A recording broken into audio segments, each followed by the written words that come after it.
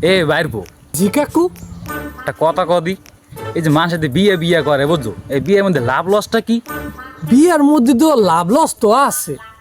এই লসের মধ্যে ধরেন স্বাধীনভাবে চলাফেরা করা যায় না, বন্ধু বান্ধবের লগে বিড়ি সিগারেট খাওয়া যায় না, মেসেঞ্জারে ঠিক মতো কথা কোয়া যায় না। এরপর ইজ্ঞা আছে এই ঘরের ভিতরে গেলে তেল লাগবে, চুনু লাগবে, পাউডার লাগবে, পেটিকোট লাগবে, ছায়া লাগবে, ব্লাউজ লাগবে, আর কত কি লাগবে।